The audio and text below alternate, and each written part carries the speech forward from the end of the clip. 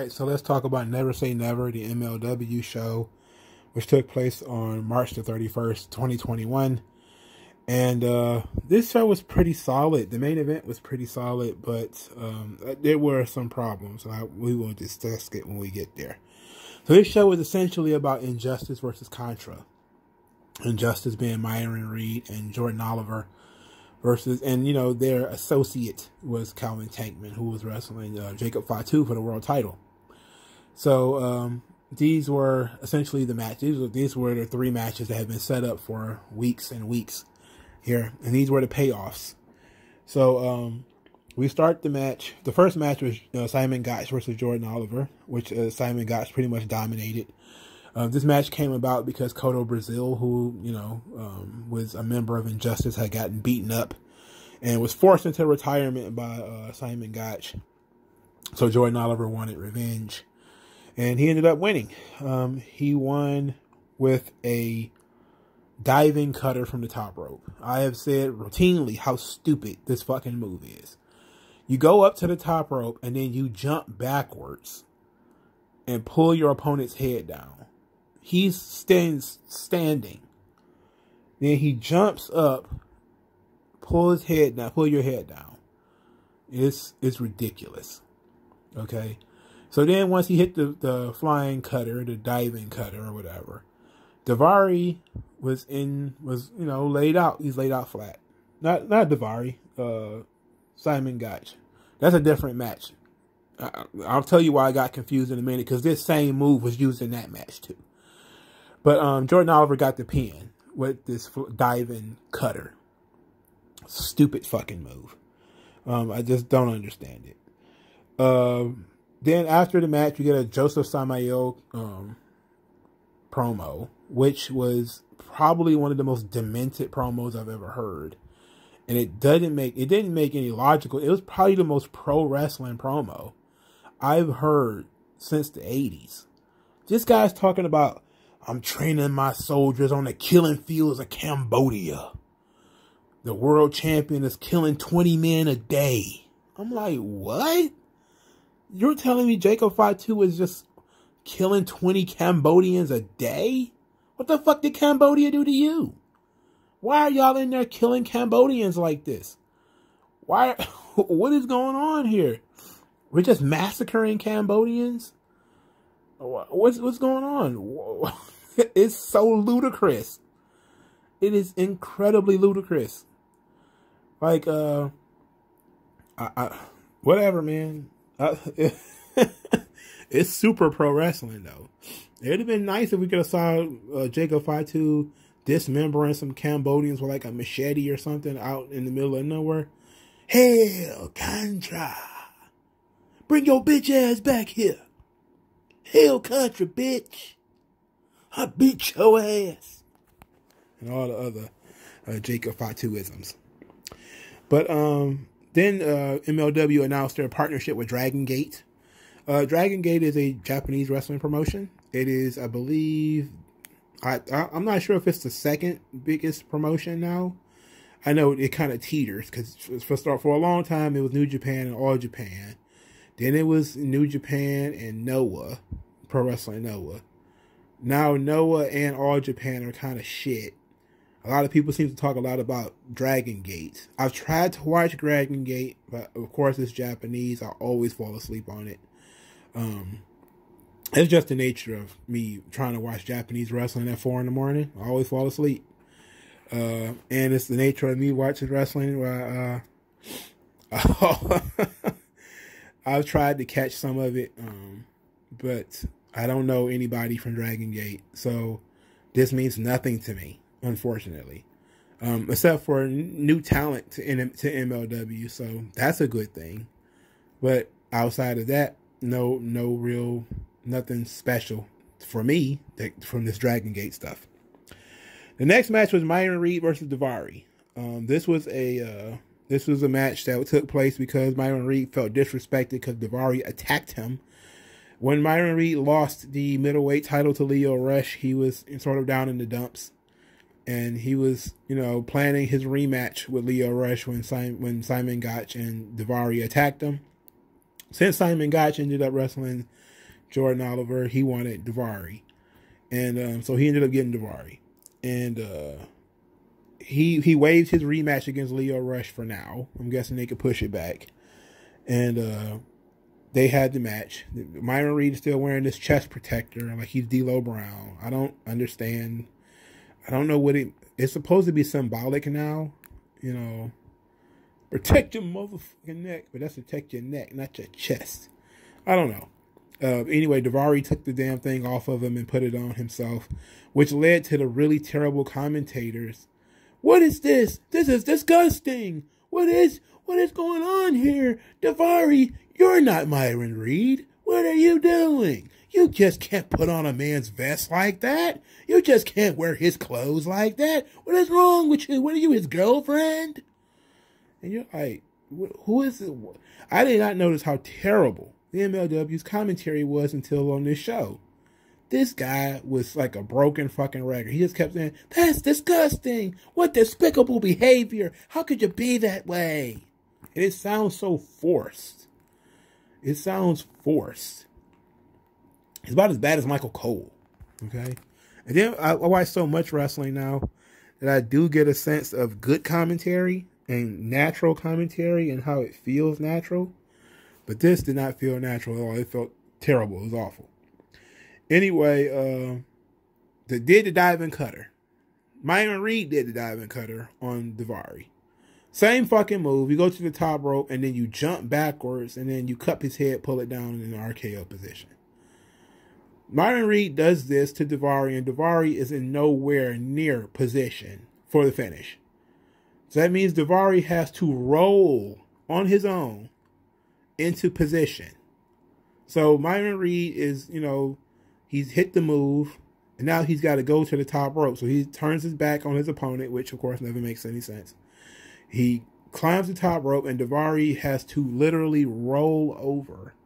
He's still selling though. Like he rolls over 2 or 3 rolls and still like shaking, like trying to shake his head like, oh, I'm so dizzy. I'm so dizzy. He's still down though. So that Myron Reed could do a 450 springboard and nail it clean. Daivari's a pro for doing that, but come on, bro. It was shit. It was shitty. It was shitty. These first 2 matches were not particularly good. I never was a fan of bitch tits Simon Gotch.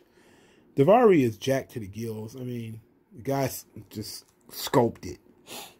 But, you know, I don't see him. This match was okay. You know, the match with Myron Reed was okay. Basically, Hammerstone cut a promo on Mil Muertes, basically saying that he's going to put Mil Muertes back to sleep. Nothing major. Then we get Gino Medina, Richard Holiday, and Alicia Atute. They're doing promos. Basically, this was to set up Gino Medina versus Richard Holiday for the Caribbean title. There was some arguing going back and forth here. Richard Holiday is fucking hilarious. He said that Gino Medina was cheap, that he never once paid for coffee or drinks or anything while they was hanging out. Then he said that he was a tool for wearing sunglasses indoors. Then he said he was undynastic, and he's one of the most undynastic people in the world. It was so funny. Like, Richard Holiday is fucking hilarious, bro. He is legit hilarious. And he's so animated, which makes it even funnier. So I really enjoyed that. They're still doing this Richard Holiday, Alicia Atute, them two arguing is their version of flirting. As, you know, because she was, what did she make it? What she started an argument with him about? It was something silly she started an argument with him about. And he demanded an apology. He started the argument. He wanted her to apologize for not referring to him as the Caribbean champion. And she was like, I'm not going to do it. I'm just not doing it. And he just kept saying, look, we're not going to start this interview until you do it. Well, I'm just not going to do it. Can we go on? And then, you know, Gino Medina, like, can you two stop flirting and being thirsty? We got business here. Like, they did it like 2 or 3 times. Like, it was pretty funny. I love Richard Holiday. I'm not so sure how he is as a wrestler, But as a personality and a character, dude is top fucking notch. He's A+ character. A fucking plus. He's great. He's fucking hilarious. So the main event, Calvin Tankman versus Jacob Fatu. Jacob Fatu defeats Calvin Tankman in a pretty good match. The problem I had with this match, was that they pretty much told me what was going to happen during Tankman's entrance. During Tankman's entrance, the commentators was like, "Oh yeah, there's a huge problem with Tankman. I wonder if he's going to be able to overcome it." And I'm like, "What are you talking about? Guy looks fine." And they started talking about, "Oh, Calvin Tankman was sick. He had food poisoning. Like, this is the second opponent that's challenged for the world title that came up with food poisoning." And I'm like, food poisoning? What the fuck are you talking about? For starters, we didn't see this. We're just being told about it right now. But this was the bat signal that told me Tankman was losing. So the idea, and they had to come up with a reason and an excuse to try to protect him. Like, bro, you already did. When you look at the match, they had Davari interfere, and Fatu stabbed him in the face with with the flagpole, because Contra had a flag. They stabbed him in the face with the flagpole. Then he got hit with a moonsault. You didn't need to add more to that. All you did by telling me he got food poisoning, for starters, is bullshit. If he's in the fucking ring, it doesn't matter. Secondly, if I didn't see it, I don't believe it. Third, it's okay for the guy. If you're going to cheat, it's okay for him to lose because, the guy's cheated. Right? That's good enough. It's okay to just have...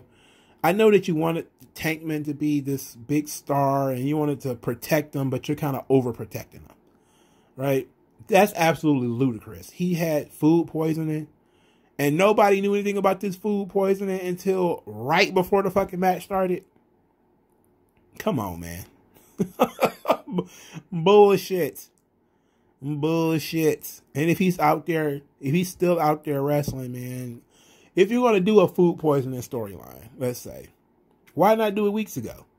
Where you got the guys saying, "Oh man, my head hurts, I'm tired all the time. I'm not sure if I'm going to be able to make the title match."